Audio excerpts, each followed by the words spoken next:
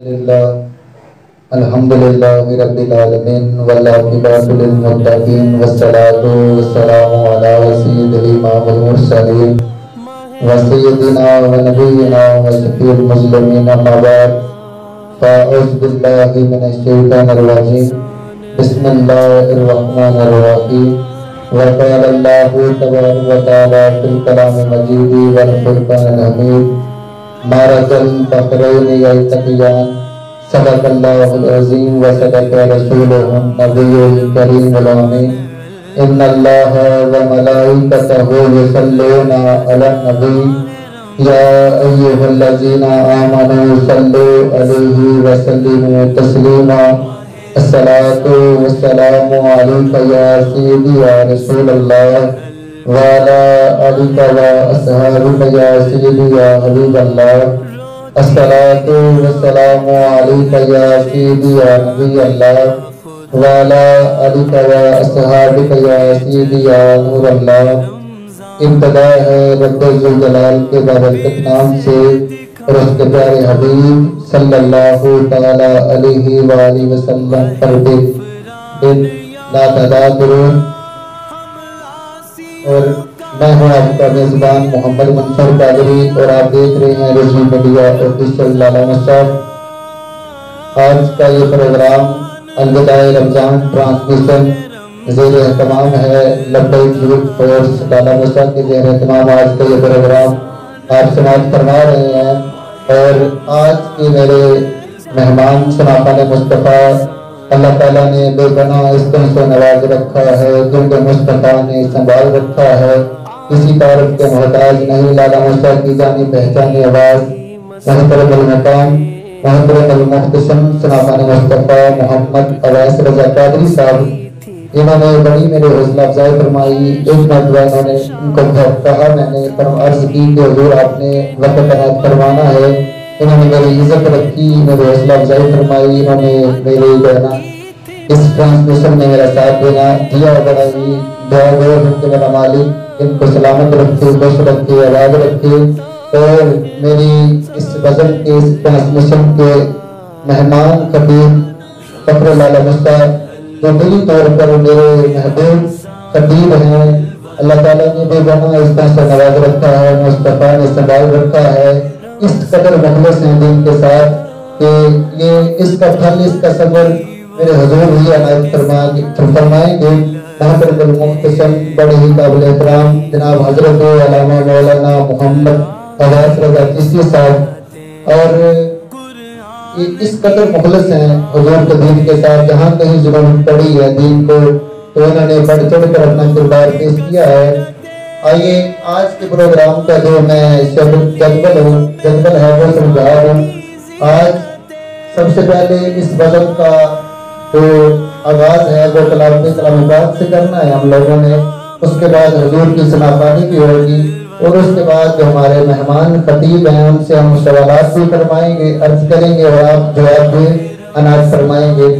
آئیے ہر ابتدا سے پہلے، ہر انتہا کے بعد، میرا بڑا پرانا پڑا ہوا کلام، ہر ابتدا سے پہلے ہر انتہا کے بعد ذات نبی بلند ہے، ذات خدا کے بعد. ہر ابتدا سے پہلے ہر انتہا کے بعد ذات نبی بلند ہے، ذات خدا کے بعد.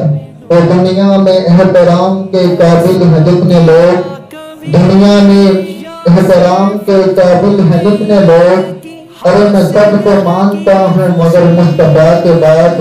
اور بیٹے نہیں کسی کے حسن و حسین سے، بیٹے نہیں کسی کے حسن و حسین سے، نہ فاطمہ سی ماں ہے بس فاطمہ کے بعد. اور دربار شام میں کہا زینب نے سن یزید، دربار شام میں کہا زینب نے سن یزید، ارے ڈرتے نہیں کسی سے ہم بس ایک خدا کے بعد، ڈرتے نہیں کسی سے ہم بس ایک خدا کے بعد. آئیے اس ٹرانسمیشن کا آغاز، اس پروگرام کا آغاز کلام پاک سے کرتے ہیں. بڑی محترم سے عرض کرتا ہوں میں کہ محمد اویس رضا کی خدمت میں التماس ہے کہ آپ اس فضل کا آواز کلام کو کلام جان سے فرمائے محمد عباس رضا قادری. أعوذ بالله من الشيطان الرجيم.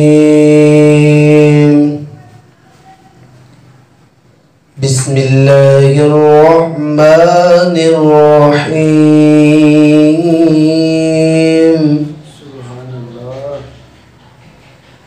إنا أعطيناك الكوثر وصل لربك وانحر إن شانئك هو الأبتر. آمنت بالله صدق الله العظيم. ماشاءاللہ جزاک اللہ. بڑی خوبصورت انداز میں آیات بینات کی تلاوت فرما رہے تھے محمد عباس رضا قادری صاحب. دعا ہے کہ میرا مالک قدوس حضور کے صدقے ان کو مزید عزتوں سے نوازے اور ذکر خدا کرے اور ذکر مصطفیٰ نہ کرے. ذکر خدا کرے اور ذکر مصطفیٰ نہ کرے. ہمارے نام ہو ایسی زبان خدا نہ کرے. اور ان کے دربار میں کبھی ایسا نہیں دیکھا. ان کے دربار میں کبھی ایسا نہیں دیکھا. کوئی صدا کرے اور وہ عطا نہ کرے.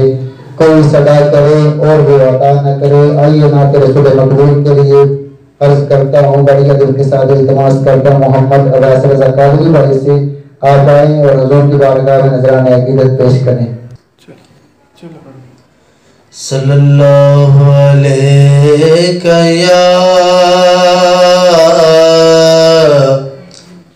یا رسول اللہ وسلم علیک یا حبیب اللہ.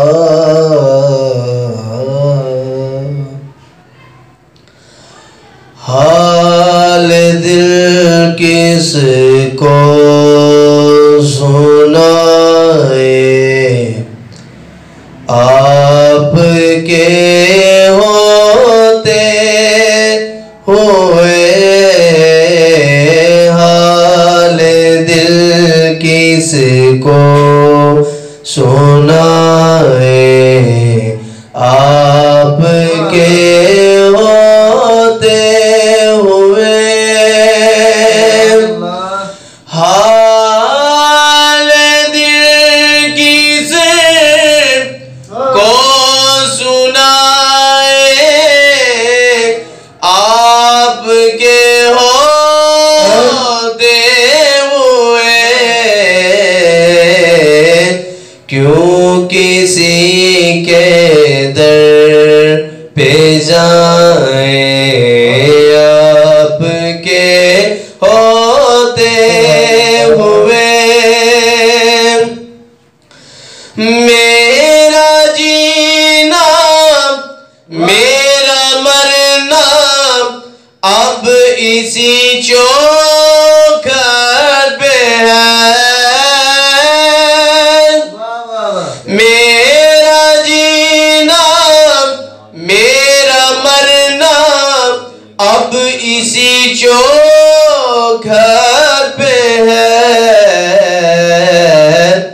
ہم کہاں سرکار جائیں. ہم کہاں سرکار جائیں آپ کے ہوتے ہوئے. حال دل کس کو سنائیں آپ کے ہوتے ہوئے. میں غلام مصطفیٰ ہوں یہ میری پہچان ہے. میں غلام میری پہچان ہے،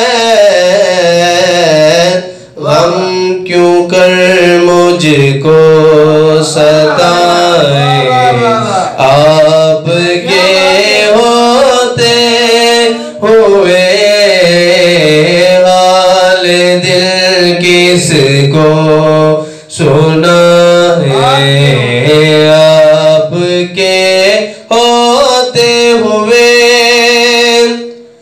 کون ہے الطاف اپنا حال دل جی سے گئے، کون ہے الطاف اپنا حال دل جی سے گئے، زخم دل کس کو دکھائیں، آپ کے ہوتے ہوئے زخم دل کس کو دکھائیں، آپ کے ہوتے ہوئے حال دل کس کو سنائے، آپ کے ہوتے ہوئے۔ ماشاءاللہ جزاک اللہ، بڑی خوبصورت انداز میں سرکار کی بارگاہ میں نذرانہ غیبت پیش کر رہے تھے محمد اویس رضا قادری صاحب۔ دعا ہے کہ میرا مالک قدوس حضور کے صدقے، حضور کے اہل بیت کے صدقے ان کو دن دگنی رات چوگنی میں ترقی عطا فرمائے، میرا مالک ان کی عشق و مستی میں مزید عروج اور ترقیاں عطا فرمائے۔ اور آج کی محفل کے، آج کے الوداع رمضان ٹرانسمیشن کے مہمان خطیب، آئیے ملاقات کرتے ہیں محمد اویس رضا چشتی صاحب سے۔ السلام علیکم ورحمۃ اللہ وبرکاتہ۔ وعلیکم السلام ورحمۃ اللہ وبرکاتہ۔ کیا حال ہے اویس بھائی، ٹھیک ہیں آپ؟ ٹھیک ٹھاک، اللہ کے احسان، آپ سنائیں قادری صاحب؟ ٹھیک، بس دعا فرما دیا کریں، بڑی آپ نے مہربانی فرمائی، آپ نے وقت عنایت فرمایا ہمارے ناظرین کے لیے، بڑے ہی محبت کے اہل ہیں ناظرین۔ محمد اویس رضا چشتی ایک نظریے کا نام ہے، جہاں کہیں دین کو ضرورت پڑی محمد اویس رضا صاحب نے اپنے خدمات پیش فرمائی ہیں۔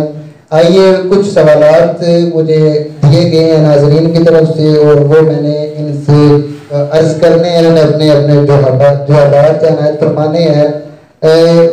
قبلہ چشتی صاحب، حضور کے علم غیب پر کچھ لوگ اعتراض کرتے ہیں، کیونکہ ہم اہل سنت و جماعت ہیں، ہمارا تو یہ نظریہ ہے کہ حضور جانتے ہیں، جہاں بھی ہو وہیں سے دو صدا سرکار سنتے ہیں۔ واقعی صاحب نے کیا لکھا ہے، جہاں بھی ہو وہیں سے دو صدا سرکار سنتے ہیں، سرے آئینہ سنتے ہیں، پسے دیوار سنتے ہیں، اور میں صدقے جاؤں ان کی رحمت للعالمین پر، میں صدقے جاؤں ان کی رحمت للعالمین پر، پکارو چاہے جتنی بار وہ ہر بار سنتے ہیں۔ مظفر جب کسی محفل میں ان کی نعت پڑھتا ہوں، مظفر جب کسی محفل میں ان کی نعت پڑھتا ہوں، میرا ایمان ہے کہ وہ میرے اشعار سنتے ہیں، میرا ایمان ہے کہ میرے اشعار سنتے ہیں۔ آئیے حضور کے علم غیب کے متعلق علامہ صاحب کی گفتگو سماعت فرمائیں۔ جی علامہ صاحب۔ ماشاءاللہ، نحمدہ ونصلی ونسلم علی رسولہ الکریم، اما بعد۔ سب سے پہلے تو میں اس ٹرانسمیشن کا انعقاد کرنے والے لبیک یوتھ فورس کے نوجوانوں کا شکریہ ادا کرتا ہوں کہ جنہوں نے اس ٹرانسمیشن کا انعقاد کیا۔ جیسا کہ قادری صاحب نے آپ نے سوال فرمایا نبی پاک صلی اللہ علیہ وسلم کے علم غیب کے حوالے سے، تو یہ ہمارا اعتقاد و نظریہ ہے کہ عالم الغیب رب ذوالجلال کی ذات ہے، لیکن رب ذوالجلال جتنا چاہے اپنے رسولوں کو عطا فرماتا ہے۔ اس پر رب ذوالجلال کے کلام کی آیات، متعدد آیات شاہد ہیں۔ فرمایا وما کان اللہ لیطلعکم علی الغیب، کہ رب ذوالجلال کی یہ شان نہیں کہ تمہیں غیب پر مطلع کرے، تمہیں غیب سے آگاہی دے، ولیکن اللہ یجتبی من رسلہ من یشاء، لیکن رب ذوالجلال نے ابہام کو دور فرما دیا، ابہام کو دور فرما کر فرمایا ولیکن اللہ یجتبی من رسلہ من یشاء، کہ رب ذوالجلال اپنے رسولوں سے چن لیتا ہے جن کو چاہے۔ اور اگر حضور کی احادیث کا مطالعہ کیا جائے تو تو صحیح بخاری شریف کی حدیث ہے، راوی سیدنا عمر بن خطاب ہیں، اور میں ان عمر رضی اللہ تعالیٰ عنہ یقول قام فینا النبی صلی اللہ علیہ وسلم مقاما فاخبرنا عن بعض الخلق حتى دخل اهل الجنة منازلهم واهل النار منازلهم۔ میرے آقا علیہ السلام کے صحابی حضرت عمر بن خطاب فرماتے ہیں کہ نبی پاک صلی اللہ علیہ وسلم نے ہمیں ہر چیز کی خبر دی۔ آپ فرماتے ہیں یقول قام فینا النبی صلی اللہ علیہ وسلم مقاما، حضور پاک صلی اللہ علیہ وسلم ہمارے درمیان قیام فرماتے ہیں، فاخبرنا، حضور نے ہمیں خبر دی عن بعض الخلق، مخلوق کی ابتدا سے لے کر، حضور نے مخلوق کی ابتدا سے لے کر خبر دی کس چیز کی؟ ان بعض الخلق حتی دخل الجنت منازلہم واہل النار منازلہم، جو جنتی تھے جنت میں چلیں گے، دوزخی دوزخ میں چلیں گے۔ مخلوق کی ابتدا سے لے کر جنتی جنت میں، دوزخی دوزخ میں چلیں گے۔ اس لیے ہمارا اعتقاد و نظریہ ہے جو ہو چکا ہے، جو ہوگا، حضور جانتے ہیں۔ یہی اعتقاد سیدنا عمر بن خطاب اور دیگر صحابہ کرام کا ہے۔ سبحان اللہ، سبحان اللہ، ماشاء اللہ۔ ناظرین، آپ نے سماعت فرمایا حضور کی علم غیب کے متعلق، حضور کی حدیث سے ثابت شدہ ہے کہ حضور جانتے ہیں۔ حضرت عمر بن خطاب رضی اللہ تعالیٰ عنہ یہ وہ صحابی ہیں، میرے سرکار نے فرمایا کہ عمر، میرے بعد اگر کوئی نبی ہوتا تو وہ عمر بن خطاب ہوتا۔ حضرت عمر جس گلی میں جاتے تھے شیطان اپنا راستہ بدل دیتا تھا، یہاں تک کہ سرکار نے فرمایا کہ مجھے پست کرو اور داڑھی کو چھوڑ دو۔ سب صحابہ نے مجھے پست کر دی، حضرت عمر فاروق نے نہ کی، تو سب صحابہ کو تعجب ہوا، حضور کی بارگاہ میں التماس کی کہ حضور عمر بن خطاب نے جو مجھے پست نہیں کی، تو میرے سرکار نے فرمایا عمر کی مونچھیں دین کا وقار ہیں، عمر کی مونچھیں رہنے دو، اس کی دین کا وقار ہیں۔ تو علامہ صاحب سے آپ نے گفتگو فرمائی حضور کے علم غیب کے متعلق۔ آئیے اگلے سوال کی جانب بڑھتے ہیں۔ علامہ صاحب، میرے ناظرین نے اگلا سوال مجھے یہ عنایت فرمایا ہے کہ اہل بیت و رضوان اور حضور کے صحابہ، آپ کے فضائل کے متعلق آپ کچھ ارشاد فرما دیں۔ ماشاءاللہ ماشاءاللہ، چونکہ ہم اہل سنت و جماعت ہیں، ہمیں شان اہل بیت میں، اہل بیت طہار رضوان اللہ علیہم مجمعین میں شان صحابہ نظر آتی ہے، اور اگر صحابہ کو دیکھیں تو شان اہل بیت طہار رضوان اللہ علیہم مجمعین نظر آتی ہے۔ صحابہ میں اہل بیت کی شان نظر آتی ہے، اہل بیت میں صحابہ کی شان نظر آتی ہے۔ اگر اہل بیت کے حوالے سے ذکر کیا جائے تو رب ذوالجلال کے کلام کی متعدد آیات، فرمایا انما یرید اللہ لیذھب عنکم الرجس اہل البیت ویطہرکم تطہیرا، کسی مقام پر قل لا اسألکم علیہ اجرا الا المودۃ فی القربى۔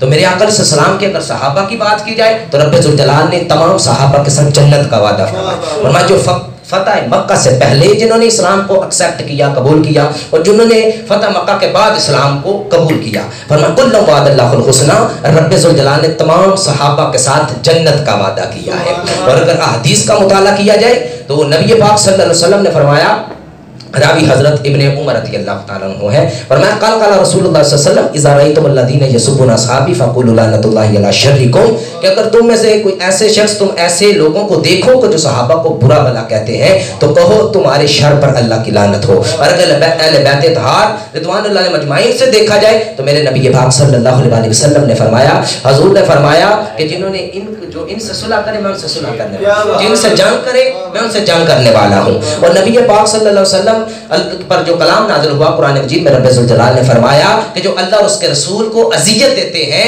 اللہ کی ان پر لعنت ہے۔